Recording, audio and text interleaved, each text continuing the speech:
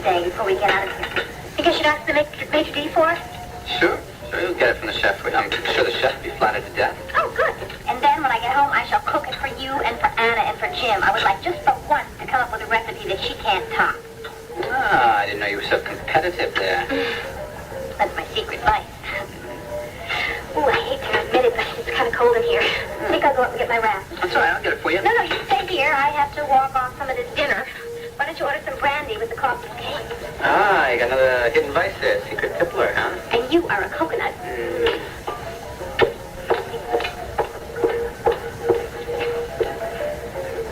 Miss?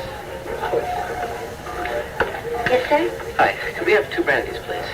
2 brandies. Right away, sir. And, what is your name?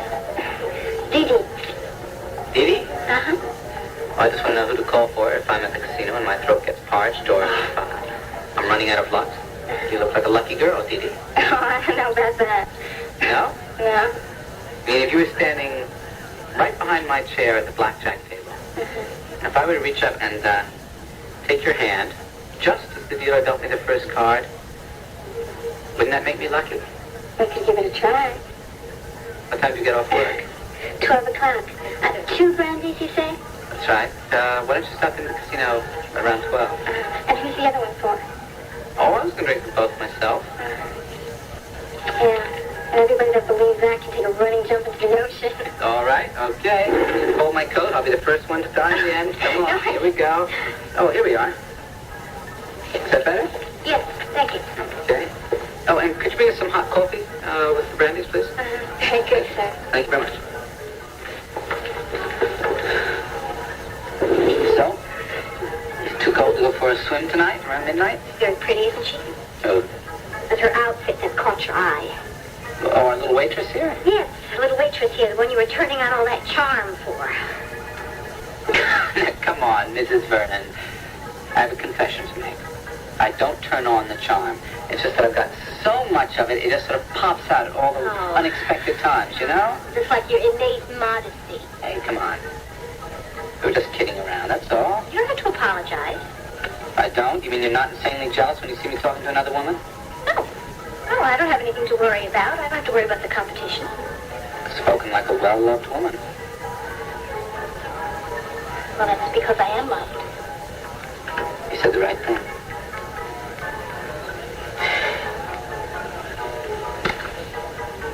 You know the old saw? Flattery breeds attempt? Oh, did you make that up? Come on. Kiss me, you fool.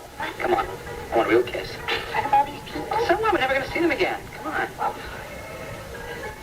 Fred, if I find you talking to that waitress, you're going to get a fat lip. I thought you said you weren't jealous. I lie a lot. You know what? I don't think it is too cold for that swim. Well, moonlight's going to be pretty fierce out there. That's what I had in mind. All right. Tell you what, we'll go skinny dipping on one condition. That's we spend a couple of hours at the casino first, okay? Oh. Just think, if you stood right behind my chair at the blackjack table, I could reach up, take your hand just as the dealer gave me the first card. And you would win every time? How'd you ever guess that, huh? Listen, I have a better idea. Why don't we have dinner, and then we'll see the floor show around 11 o'clock, and then around midnight, maybe, we'll go swimming, and then we'll go back to the room, and we'll call it a night. You know something? You're a born reformer.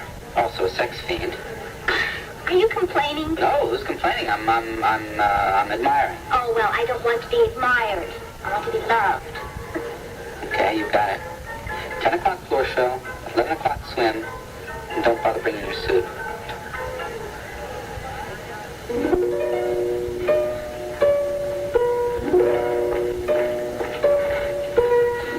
Any word? Nothing. Well, here we have a great selection. A little chicken soup, a little beef broth, some coffee.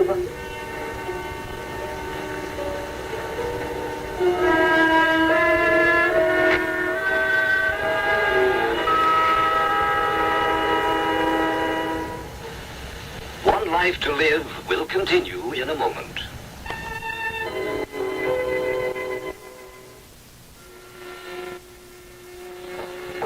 Peter, is there any change? Yes, As a matter of fact, there has been. Brian's vital signs have improved perceptibly in the last half hour. Oh, thank God. How do you mean? Well, the initial symptoms of shock are wearing off now. His blood pressure is up a little bit, and his pulse is not quite so spiky. You're right.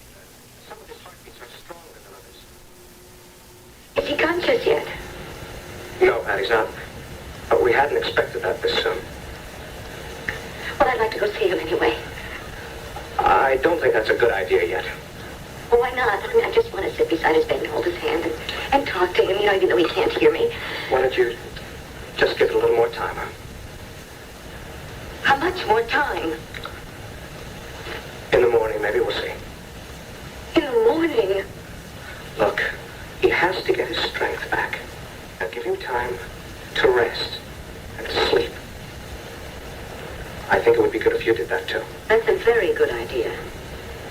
No, I'm staying right here. Why? Well, because if he happens to wake up, even if it's just for a minute, I would like to go in and see him. I honestly don't think that's going to happen. But it might. I mean, you're not just ruling out the possibility, are you? No. No, I'm not. I'm staying.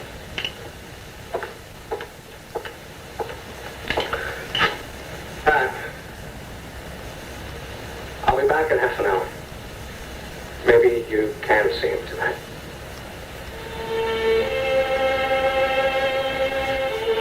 Peter. Peter. How does it look? Not good at all, Vicky. Not good at all. What are the chances of saving him? You believe in divine intervention? Yes, I do. Well, then pray, Vicky. Pray, because, damn it, we are almost helpless.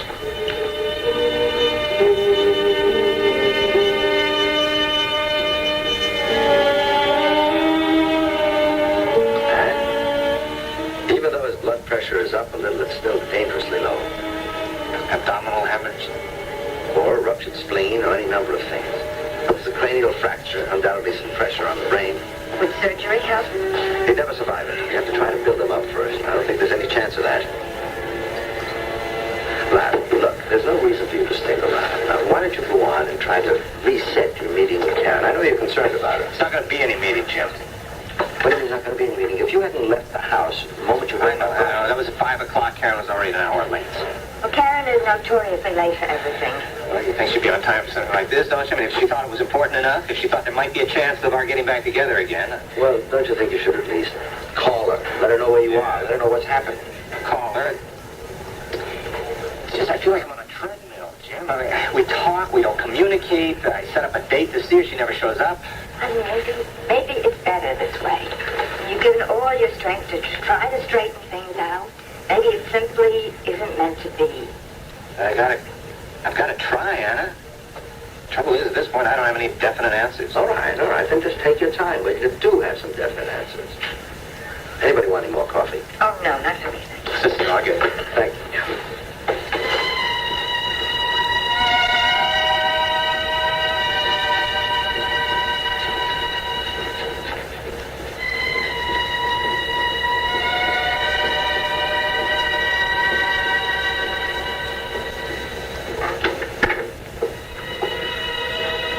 Just for a couple of minutes. I understand.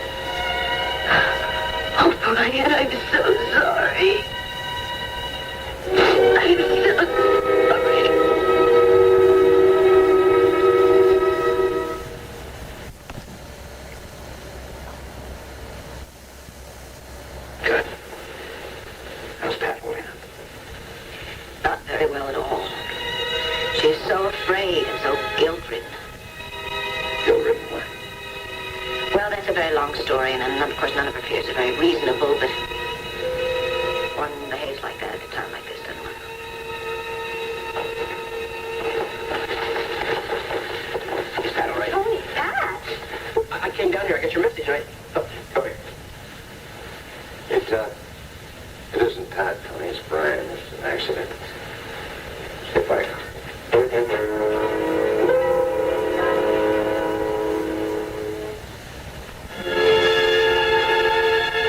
Still unconscious. Yes. And you say that that's and everything. Yes. Peter Jansen said she could only stay a few minutes, though. She'll be out in a second, I guess. How badly hurt is he? Oh, come on, tell me. All right, Tony. All right. Tony, he has internal injuries. The doctors are not yet sure how extensive they are. They know that his skull is fractured. Oh, God. Just when we're pulling everything together. Just when there was a promise of something good happening in his life. Hello, Tony. Let me see that. I'm afraid I can't. Come on, there's no reason why I... Listen, she's going to be under a lot of pressure. And so maybe if I'm with her that I can cushion a little bit. You know, look, I just bent every rule in the book to let her in there. He's unconscious. That's an intensive care unit. He's on life support systems. But he's going to be all right. That is impossible to say until his condition stabilizes.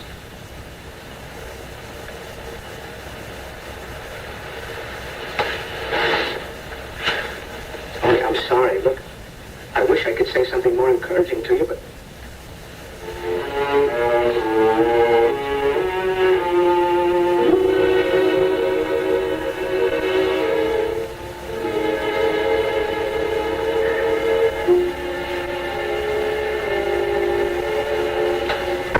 Well, Sam, I'll be on my way, darling, if there's nothing more you need. No, I'm fine, thank you, Sadie. Did your father tell you what time he'd be coming home from that medical dinner? Late, probably. You know something? Sometimes I wonder what I'm doing here. Sadie, you take care of us. I don't know what we'd do without you. Well, how can I take care of people when there's nobody here? Brad's gone. Well, you're just flying all over the countryside. And of course, your father, you know, he's just buried down in his work. Now, Sadie, you're not thinking of quitting. Well, I was thinking about talking to your father about it. Oh, yeah, you realize what would happen? He'd have to eat my cooking. He'd die. Well, you haven't been doing too bad lately. Oh, Sam, dear. Tell me, what are you reading here? Oh, it's just a book of short stories to read.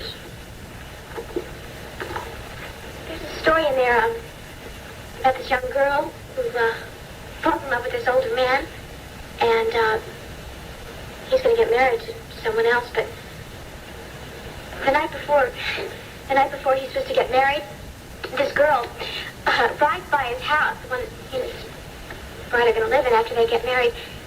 I guess that's kind of silly of her, but she does it. She's just kind of lingering there, imagining what it would be like if he were to come home to her, cuddle up by the fireplace, listen to music. Sam, that's a beautiful story, but I bet you won't find it in this book. What are you talking about? Oh, listen, honey. Listen, you know, everything, you can get over everything in time. And you know, the good Lord in his great wisdom has made it so that nothing will last forever. Not pain, joy, or sorrow. And you know, some of the things that, that we might think is very awful today, look at it tomorrow and, well, it didn't matter at all. And then sometimes there's something or somebody is going to come right along and take its place. I don't know. Well, you just take my word for it. You know, I know it's hard for you to understand feeling the way you do, but, Sam, I am telling you the truth. All right? Okay. Bye, Sam. Okay, good night. Oh, good night, sweetheart.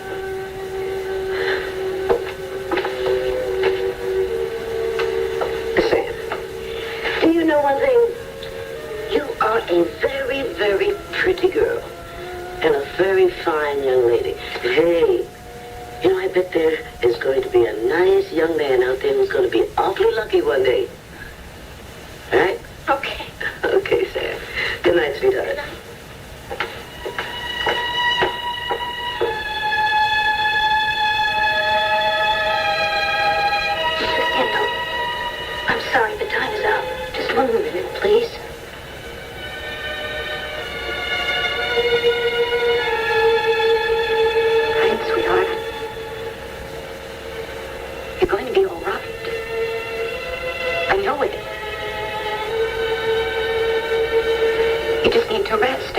your strength back. And here's something. When you're well, you and I are going to go somewhere together. Just you and me. Oh, dear God.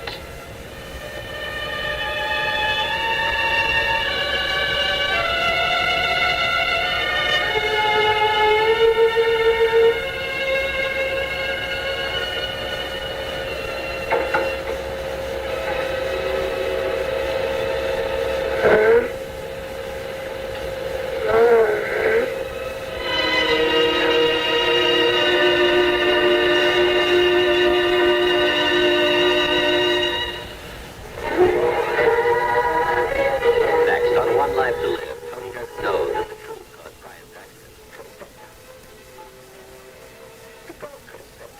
Marco knows Karen is guilty. There's one more secret between us, huh? And Paul returns home only to learn the bad news. Now, 1 hour long, One Life to Live, coming up. Watch 30 minutes from now on ABC.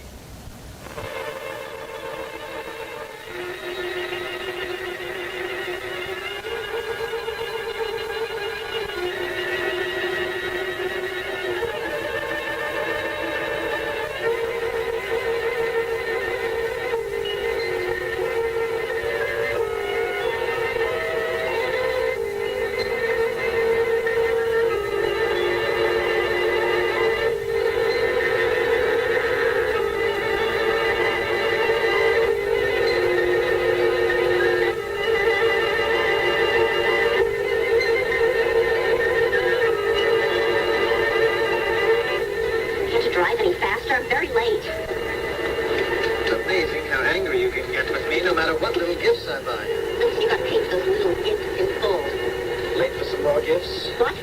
Are you late for your next client? Shut up and drive fast.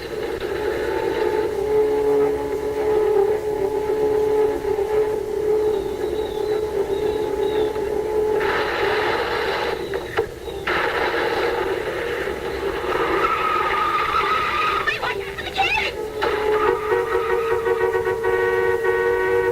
No! Hey, stop! I'm getting out!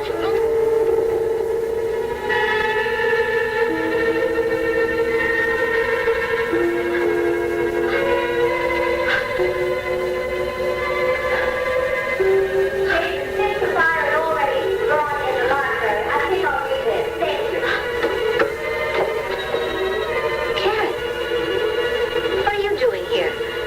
I asked Chapin about you. He didn't know that you're here. Just where have you been all this time?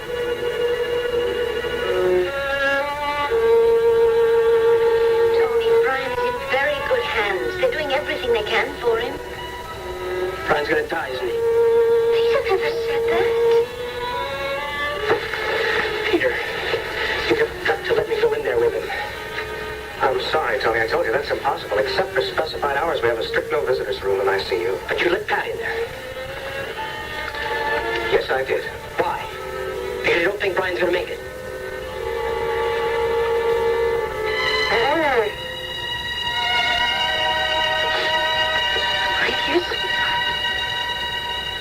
Mom.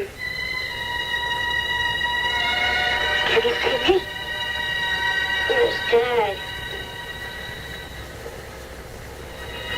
Sweetheart, look, you, just don't talk right now. Dad, just rest. I'm not dead.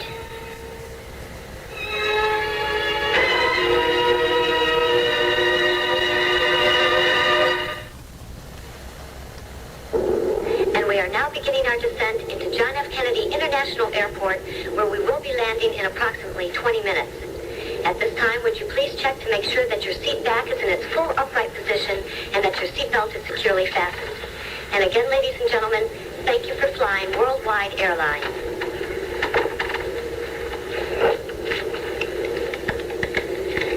Living here? Oh, no, I'm just getting a connecting flight. I live in Landview. Took a quick flight down for the divorce, did you? No tan. Anybody who flies to the Caribbean and doesn't stay long enough to get a tan, see? I don't have one either. Should have been a detective. It was pointed out to me by my lawyer. Everything goes smoothly for you? Yeah, I suppose so. I know what you mean. Smoothly as anything like that can go. Such an ordeal at best. Of course, in my case, there was no alternative. Actually, now that it's done, my only regret is that I didn't do this a long time ago. I mean, I could see it coming, and I simply refused to face the facts. Did you do that, too? Yeah, I guess I did in a way. I mean, when my husband let his hair grow long, and his sideburns, and started coming home with all those mod clothes, I should have realized. It was the classic recapture the lost youth syndrome. You read about it all the time. Of course, you never think it's going to happen to your husband. You know what I mean? Anyway, the reason for it was right under my nose, too. Her name is Dawn. Honestly, those people who name their children after characters in trashy fiction. We had a neighbor in Larchmont who named her daughter East. Like the direction. Can you imagine? Well, that was before my husband was transferred. Come to think of it, maybe I should sue the company. What? Well, as they hadn't transferred him, he would never have acquired little Miss Nubile for secretary. When he was in the New York office, I never had anything to worry about. Poor Miss Henley was about 55, wore her hair in a bun at the back of her neck. Typical librarian type, you know. But when Roger began working late at night with dear little Dawn, and then when I met him for lunch one day at the office and got a look at her, well, as I say, I should have realized what had to be going on. Of course, we long-suffering spouses have an infinite capacity for self-delusion.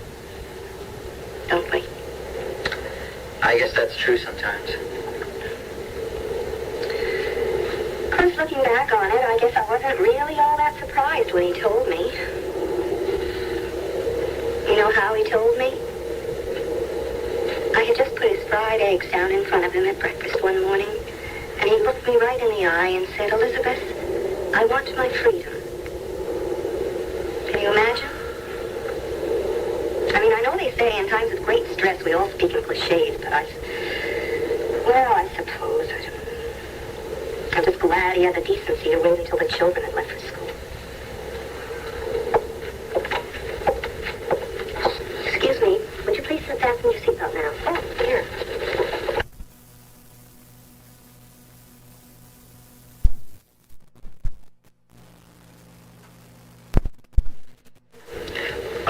You were talking about your children. Yes. They were very upset. They still are. They love their father very much. And I think in a way they feel he deserted them. Do you have children? Yes, a son. And you love him very much, don't you? I could tell by the tone of your voice just now. Yes, I do. I gave Pat permission to see Brian because she is his mother, and because I am very concerned about her. Those are your only reasons. Tony, Pat is in very bad shape. But that's all the more reason for me to be up there with her. Look, I'm sorry, but I have bent the rules as much as I can. If Brian's father were here, it might be possible. Look, I am going to be Brian's father just as soon as I marry Pat. Look, Peter, I am going to have to insist that if Brian regains consciousness, that I be allowed in that room. Look, let's hold off a decision on that until it happens, huh? Now you'll have to excuse me. I do have another patient. Peter, I have to call the night editor. I'll be right back.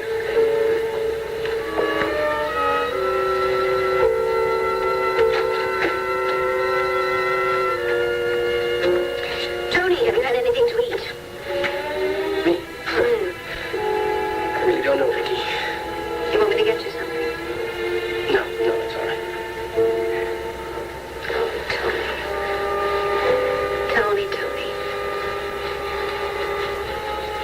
told me the whole story, so I do understand how you feel.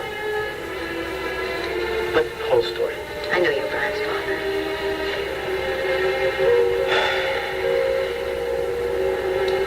Do you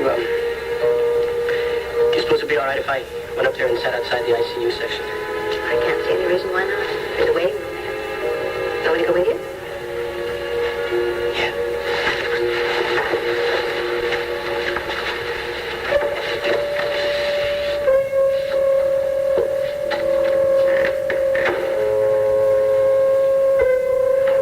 Dad. Tony. Mrs. Kendall, I think you better go. All right, sweetheart, I'm going to be right outside, okay? You just get your rest. Dad. Mercy, Dad. Nurse, please, wait outside, Mrs. Kendall.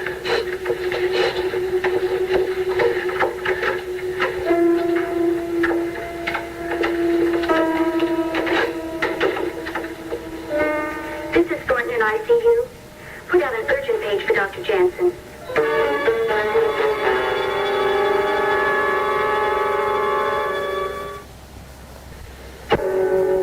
When did you come in, Karen? A little while ago. A little while ago. About an hour ago. I didn't even realize that you had come back. Oh, you were in the study. I didn't want to disturb you. You didn't want to disturb me. You knew I was waiting dinner for you. I'm sorry, Dorian. If you had let me know earlier, I could have invited someone else. For instance, I'm sure that Mr. Huddleston would have loved to have the invitation. What? The man that you met here this afternoon in the study. He came for the hospital board meeting. Although he is a dirty old man. Really? He seemed very nice when I spoke to him. Well, he could hardly make a pass at you with Chapin in the hallway and me likely to come in at any moment. You know, I think that he joined the hospital committee just to have the opportunity to take young women to lunch.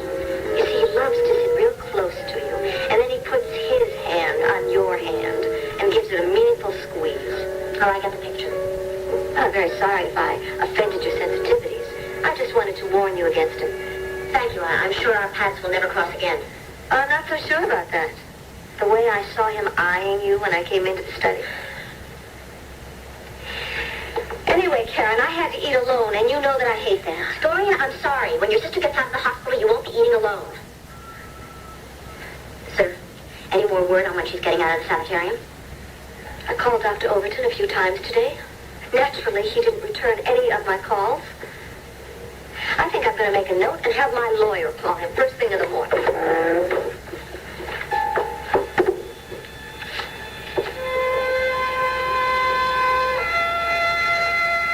I'm sorry I didn't mention anything about your meeting with Larry. I just assumed that you didn't want to talk about it. There wasn't any meeting, Dorian. You called it off. No, I didn't go. Why not? I suppose because I didn't know what I would say when I got there. Karen, I don't think that you want him. I guess that's part of it, yes. Well, then where have you been all this time? Oh, I wanted to think. I drove out to the Rover Road, and I wanted to have dinner at that lovely place. What's the name of it? The Colonial Inn.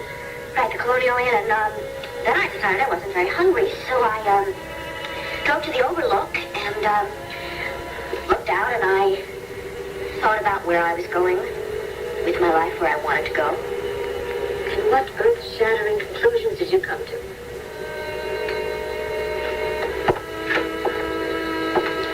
That I have made a royal mess of my life, and that I have nobody to blame but myself. Karen, stop that. And stop moralizing about your situation. It is not important who did what to whom. What is important then? What you want. And after I find that out, what then? Then you decide how to get it. Are you speaking from experience, Dorian? Yes, I am. You make it sound so easy. You even make it look easy. if that's all there were. But Karen, isn't there something more important than that? Is there, Dorian? You see, my problem is, Dorian, that I don't even know what's missing in my life.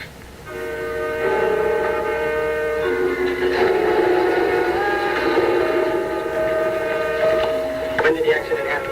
About 4:30 this afternoon. Just hit and run. I just can't imagine anybody could do that, and to a child. I mean, they must have seen it. They must have realized it. I'm sure they did, Tony. They left him lying right there in the road. Yes, but there was no delay in getting him to the hospital. I mean, I don't want you to think that he suffered unduly. There were eyewitnesses to the accident. They called the ambulance immediately. If I thought that just...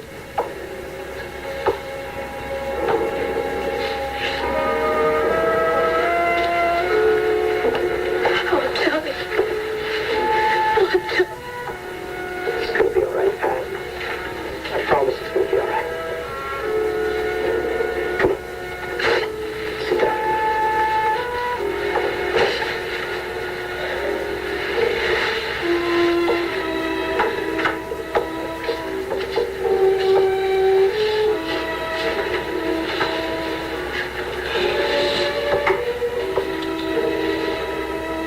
How is he?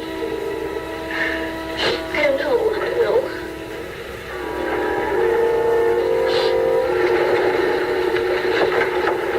Peter, I'll talk to you in a few minutes.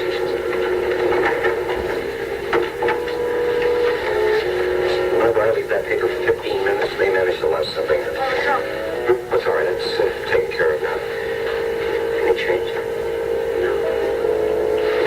Sweetheart, I think maybe we should go down to the cafeteria and get something to eat. We're running out of the cafeteria. Can we bring it in? No, thank you. No, thank you, Joe. We'll be right back.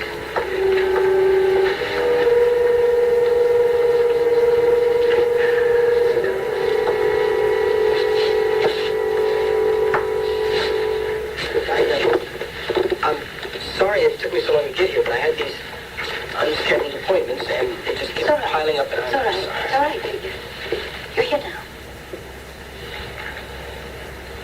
You know, he was awake a little while ago. He talked to me very clearly. That's a good sign, isn't it? Yes, I hope so. I wanted to ask Peter about that. Well, we can ask him when he comes out. Yeah. What did Brian say? Well, it's really not important what he said, is it? I mean, the fact that he was awake. It's so encouraging.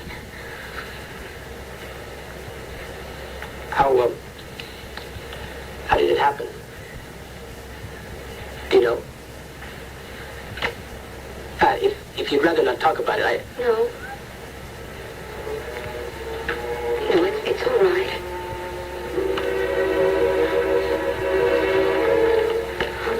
Well, you see, he was in a hurry as he was leaving the house. You know how careful he usually is. And he was running down the street, I guess a couple blocks, and apparently he was crossing the street when this man was driving very fast. 35, 40 miles an hour, they said. where was Brian going?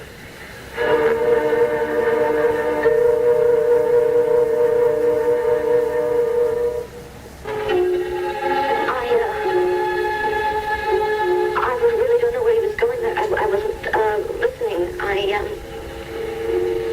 I was making dinner. I remembered telling him that he shouldn't take too long. I'm sorry. I just thought that maybe if you talked about it, it would be better. It's all right. It's all right. He's going to be okay. I know it. Of course he is.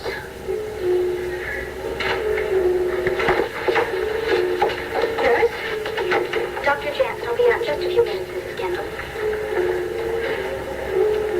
Were you trying to avoid talking to us? Don't let your imagination run wild. Oh, God, I'm so glad you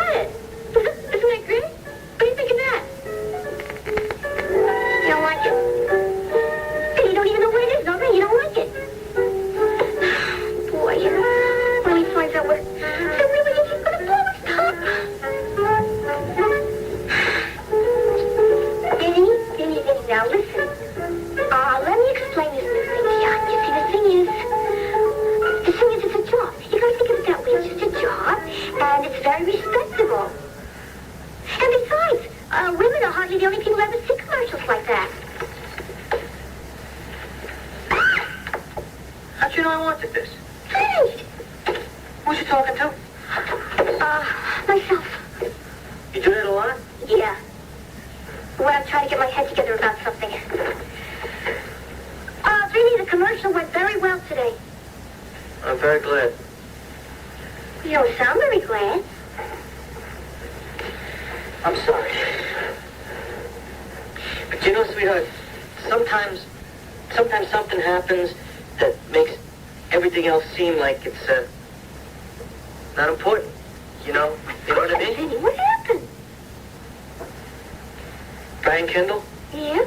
you know, Pat's son, got hit by a car today, and he's in the hospital, and he's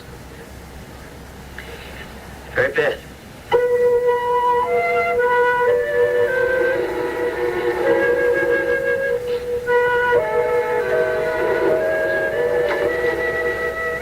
There we are. Thanks, Joe. Any change? No, we're still waiting for Peter to come. Nurse! Oh, will you please tell Dr. Jensen that I want to talk to him? He knows you're waiting to talk to him, Mrs. Kendall. He knows.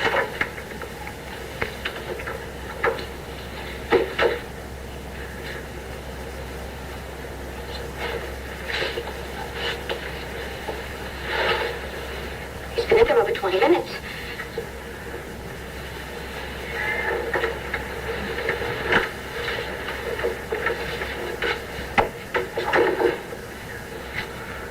Pat, would you come in, please? Oh, yes. Is he awake? No.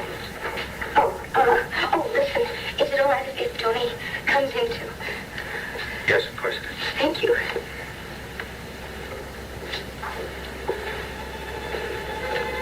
Peter.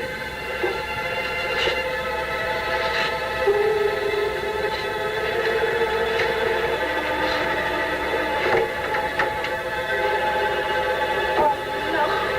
Oh, dear, no.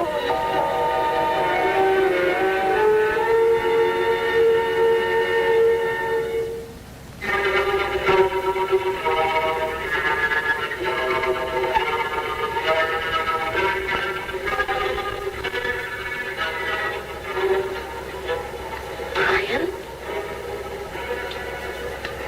Brian, sweetheart. I don't think he can hear you. Well, you don't know that.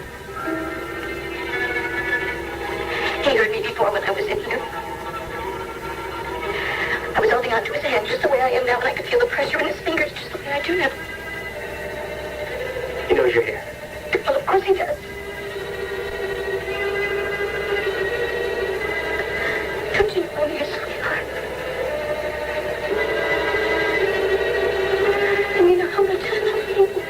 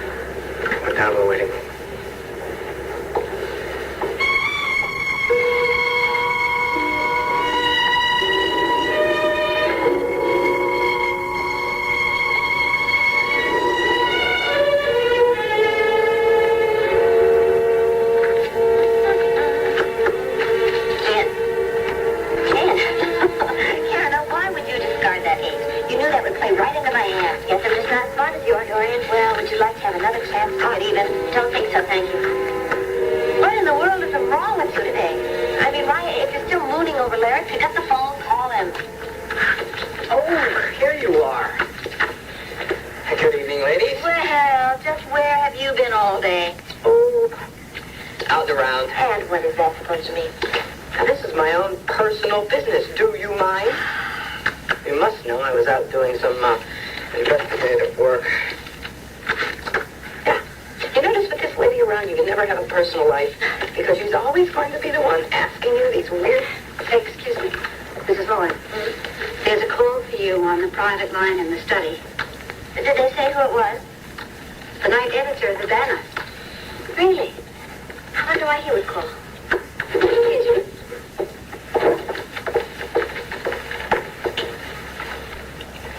So, you have your little talk with Dr. Wonderful? No, I got tired of waiting for him and I left. Why is it that I don't think you were waiting for him to come to your house at all today? I'm sure I don't know, Margaret. Oh. You know, even given your tendency to play dangerous games, it strikes me as awfully odd that you'd be entertaining our friend Mr. Huddleston when you were waiting for your husband to arrive. Yeah, you see, after I left your place, I went outside and I had some trouble starting the car. Now, I don't know what it was. It must have been cold weather, whatever, but while I was out there cranking the old thing up, out hobbles old Huddleston. Actually, he was running. He looked kind of upset, too. Now, either he came in the back door, or he was there when you and I were talking. What the hell are you doing spying on me, Marco? What spying? I told you what happened.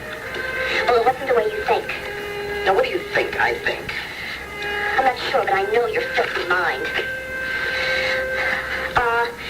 I met him this afternoon. Here at Dorian's. He, seems that he's interested in artwork, and, I told him that I had a very nice piece of modern sculpture, and he asked if he could come over later this afternoon and see it, and I said yes, and it seems that he collects artwork. Yeah, that ain't all he collects, Toots. He treated me like a perfect lady. Yeah, you make a sale? Go to hell, Marco. Oh, sweetie, you're getting upset. What's the matter? You're coming off the spool. Tell Marco about it. Maybe I can help, huh?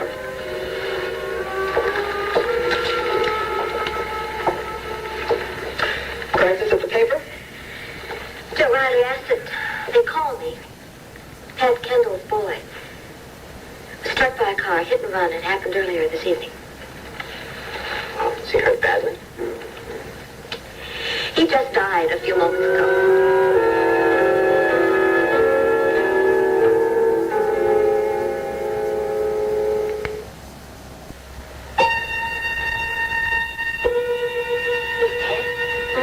Apparently there was never any chance really to save him. He had skull fractures and massive internal injuries. Joe called primarily to see to it that the Banner would post a reward. A reward? Yes, for the apprehension of the driver. Oh, that's right. It was hit and run, wasn't it? Were there any witnesses, any leads, anything about the matter? Oh, no, I was too upset to ask about that. What a terrible thing to happen, especially right now for Pat and Tony. They were going to be married the end of this week. Really? Yes, Paul is in the Caribbean right now getting one of those fast, uncontested divorces. It's going to be quite a blow to him. Not to mention what it's going to do to Tony and Pat's plan. Yeah, did you post a reward? Of course. How much? $5,000 for the moment. And then if the driver's not apprehended right away, we can always raise that amount. See, I wonder... What? I wonder if someone is taking messages for Pat. I really should call and offer my condolences and see if there's anything I can do to help. Excuse me, please.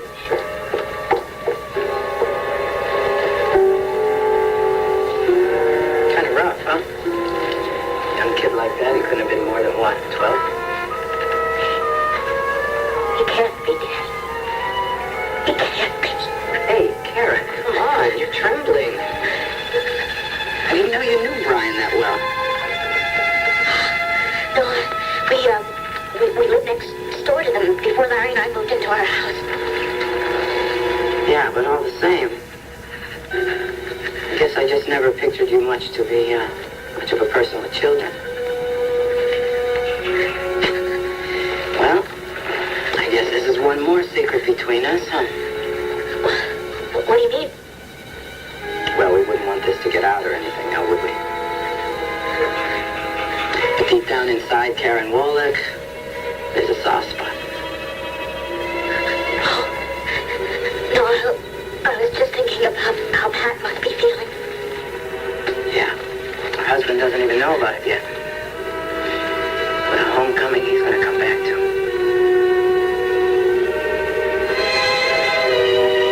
And we'd like to welcome you to John F. Kennedy International Airport, where the temperature is 35 degrees, 2 degrees Celsius. For your safety, we ask that you please remain seated until Captain Davis has brought the aircraft to a complete stop at the terminal building. And again, on behalf of the entire flight crew, we'd like to thank you for flying Worldwide Airlines. Well, back to the real world. So nice talking to you. It does make the time pass faster, doesn't it? Sure does. And I hope that everything works out for you. All the luck in the world. Thank you. I think I'm going to need it. I know what you mean. Well, bye.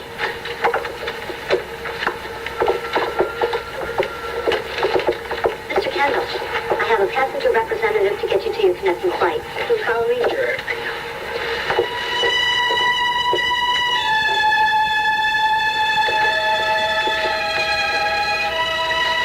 Honey, I'll bring the car around. Thank you, darling.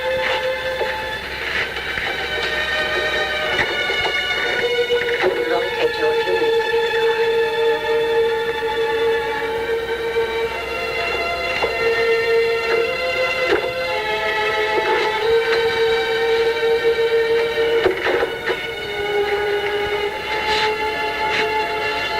He didn't know, did he?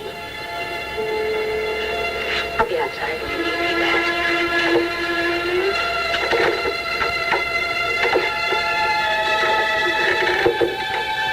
Didn't know that I was his real father. How many times did I beg you? Just to tell him. Just to let me tell him. How many times? A dozen? 100? How many? We could have sat down. We both could have sat down. You should have known, Pat. Now he's gone. Tony. Pat.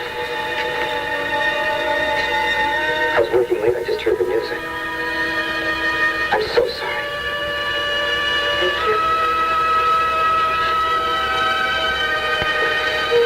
Is there anything at all I can do?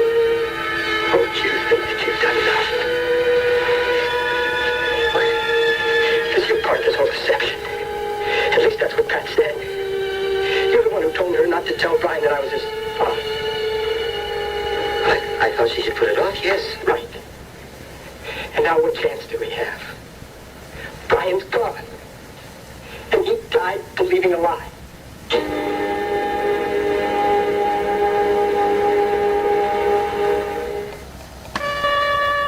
It's all right, Pat. He doesn't know what he's saying. I know exactly what I'm saying. Tony. Tony, look, My son is dead.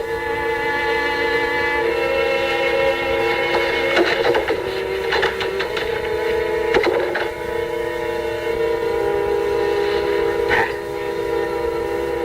He's very upset. He'd never blame you. I did tell Brian. Why didn't you tell Tony? I couldn't. Brian hated it. Tony thought they would love each other.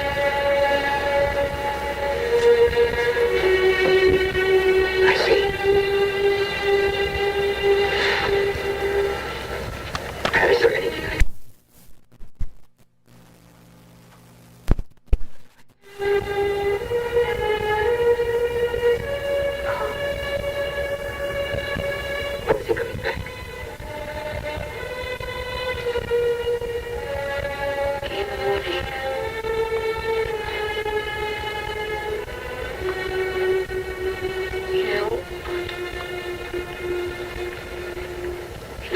really mattered. He was Brian's father.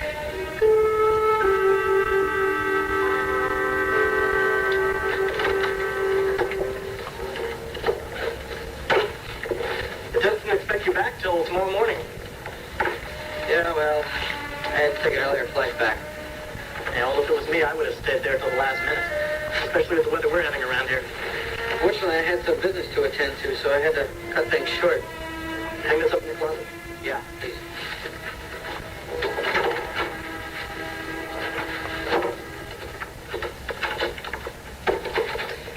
All right, let's see now. There's ice water and a pitcher there, evening newspaper. Anything else? No, I think that'll take care of it. Thanks, Larry. Thank you, Mr. Kyle. Oh, I almost forgot. Messages, phone messages while you were away. Oh, thanks. Good night. Bye.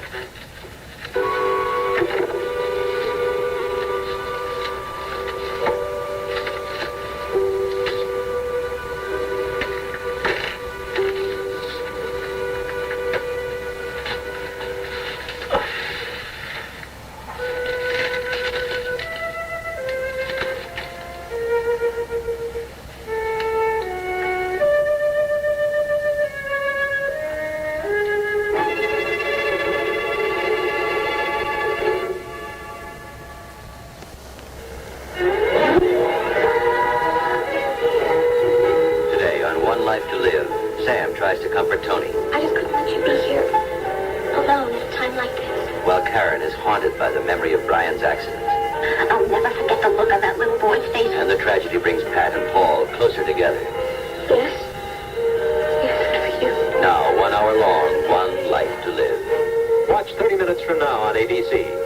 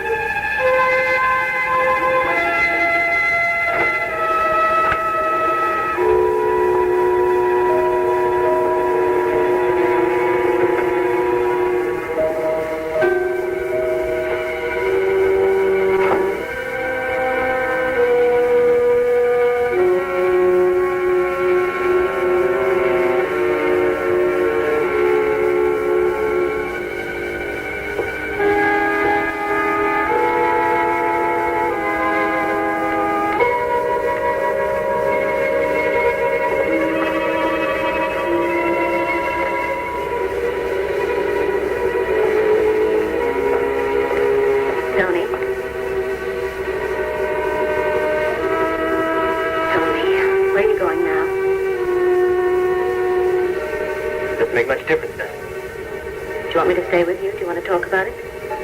No. I want to be alone. I don't think that's good. You should be with someone. I want to be with my son. But Tony, I'm sorry. I know that there's nothing that I can say or do to alleviate the hurt that you feel. So why don't you just go your own way and try to find Pat? I'm sure that she needs your help. Tony, you should be with Pat. You need each other. What I needed was for Pat tell Brian that I was his real father, and somehow she just couldn't do that.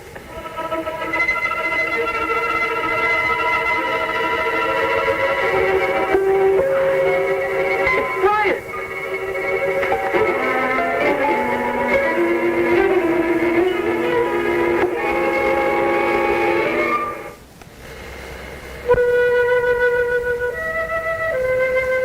You know, Paul loves Brian just as much as if he had been his real father.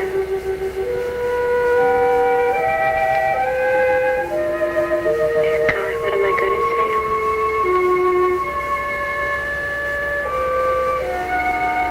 It's all my fault. I hadn't told Brian the truth today. He wouldn't have run out. And he wouldn't. Pat, you had to tell him sooner or later.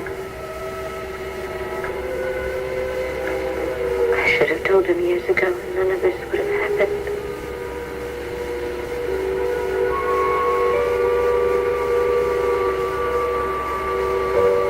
He was my little boy. My baby.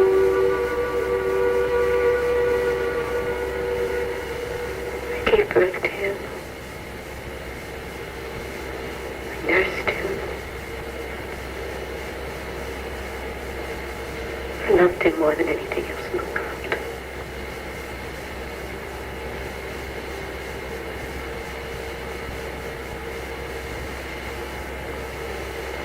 He's only 12 years old. His life is over. Before he even knew what life was all about.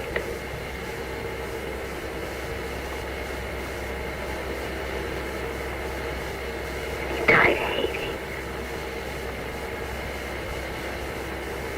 Not loving, but hating. Hating me, hating Tony. Hating his own mind.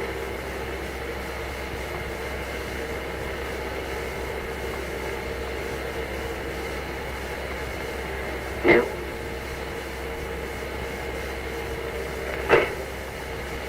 Maybe he was running down that street and saw that car.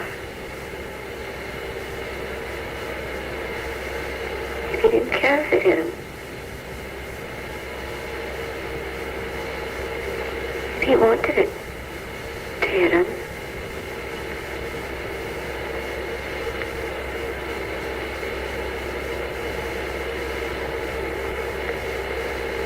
What am I going to do without him?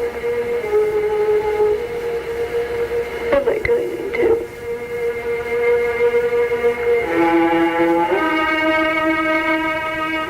My son is dead. I must have damn cheated. Tony, stop. Of course you feel cheated. I can understand that. And Pat can too. But the tragic thing is that boy is dead. Not that he never knew who his real father was. That's what you've been cheated of, his life. And Pat feels that just as strongly as you do, maybe more. I know that. Then, Tony, why aren't you with her, holding her? My God, if two people ever needed each other, you and Pat do right now. I can't. Tony, she loves you, and you love her.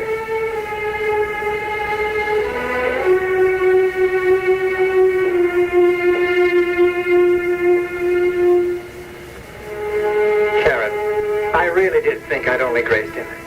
Well, you didn't. You hit him hard, and he's dead.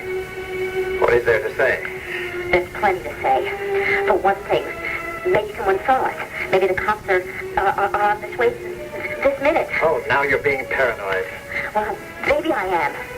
Now, just tell me where you're going to meet me. Oh, call me at the office tomorrow morning and we'll arrange a lunch. Not tomorrow, I said tonight. I'll meet you at midnight tonight at the Millbrook Diner at 47th. How's that? Well, I really don't have much choice. That's all right. I'll see you at 12.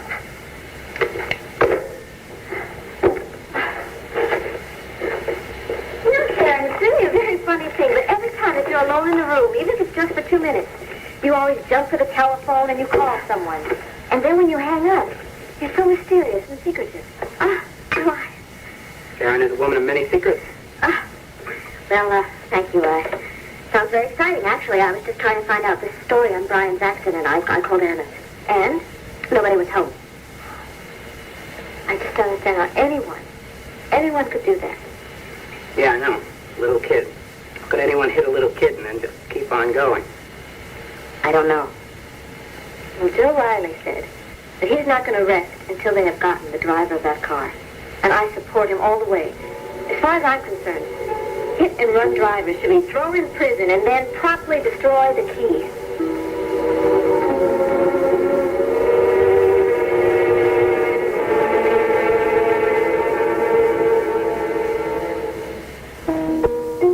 To which the president said he would comment in the next day or two after he's given it further study. On the local front, tragedy struck for Mr. and Mrs. Paul Kendall this evening.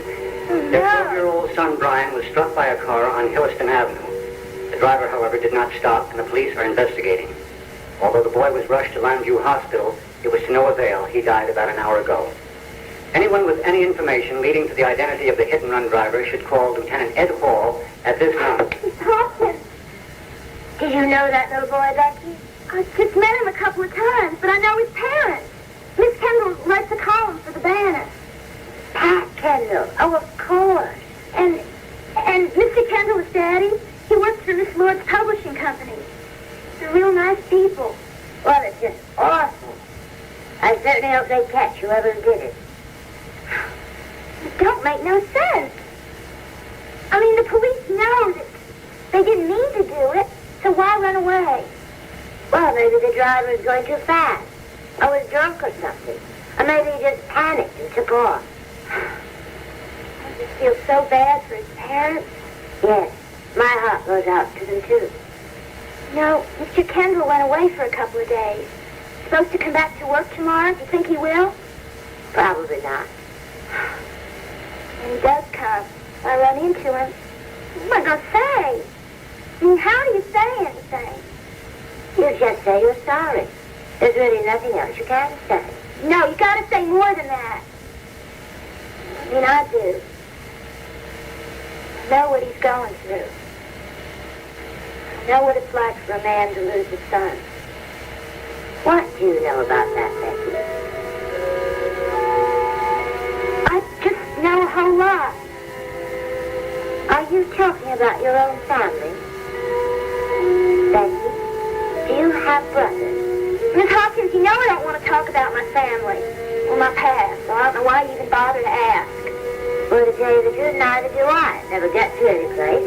I just ended up more curious than I started with. Yeah, I know. And usually I ask because I'm concerned. Listen, Becky, are you ever going to open up at all? Oh, all right. Now I'll go straighten out the kitchen and do the dinner dishes. Are you going to bed? No. I think I'm going to write a letter. I'll check with you before I tune in, okay?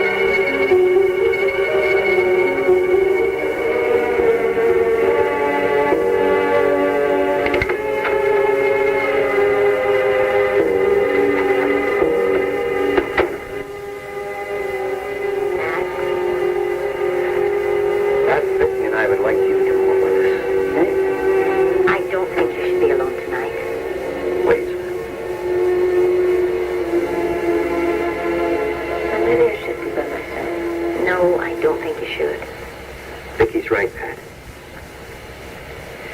Besides, we're not going to take no for an answer. How about that? Pat, I wish you would. It would really be the best thing. Okay? Now would you wear a coat?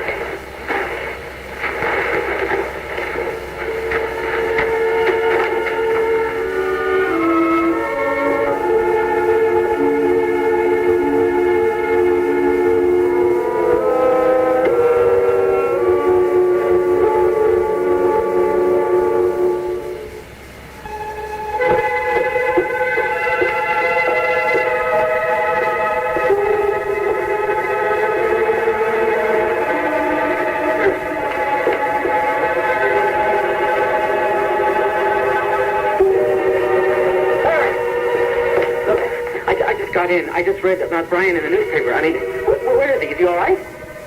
Oh, my God, Paul, I'm sorry. Brian's gone. What? I'm sorry, Paul. He died. What are you talking about? I mean, there's got to be a mistake. I would give anything in the world if there were a mistake, Paul. Barry, Couldn't save him, I'm sorry. I can't believe this. You want coffee? A glass of wine? Elliot.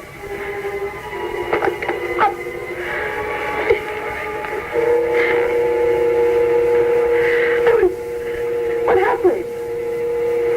I know he got hit by a car, but Okay, well, there were witnesses. But there was a car. They saw this car speeding around a corner, and Brian ran out in the street, and well, the driver slammed on his brakes. It was too late, Paul.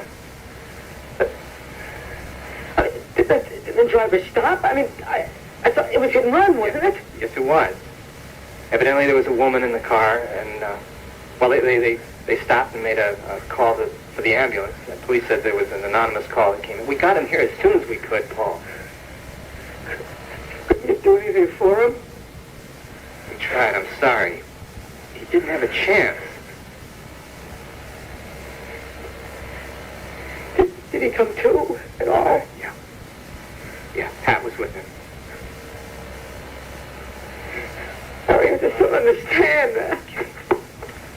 But I know accidents happen, but Brian was always so careful when he crossed the street. I mean, he never ran out in the middle of the street like that.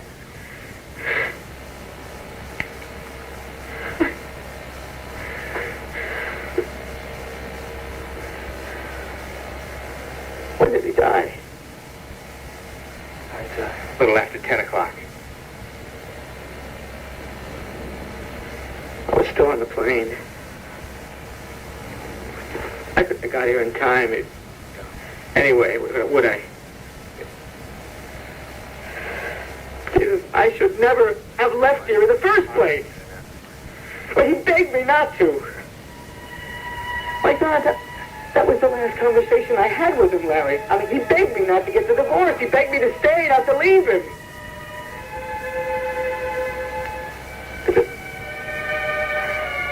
I said goodbye and I left.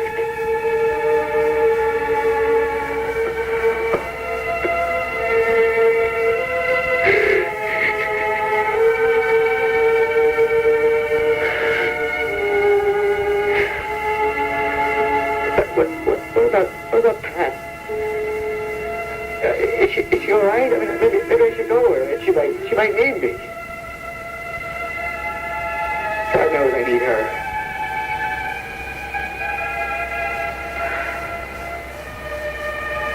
Got Tony, doesn't she? I guess she doesn't need me. Matter of fact, Tony went home alone. Pat went with Joe and Vicky's. I think she'd like to see you very much, Paul.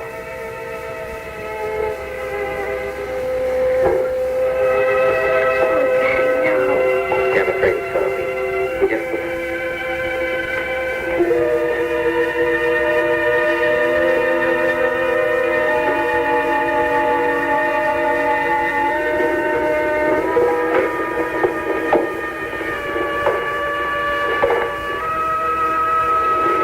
I couldn't stop tonight.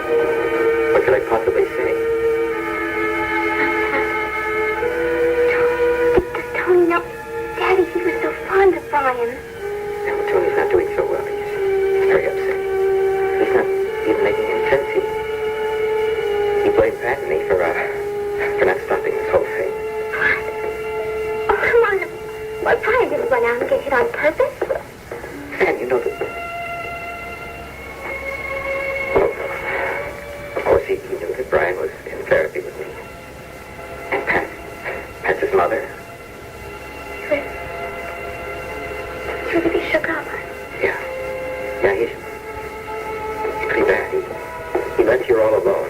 He's not with Pat? No, he's not. Oh, Daddy, I've got to go find him. Look, I'm sure he wants to be alone. Daddy, he needs me. I know he needs me.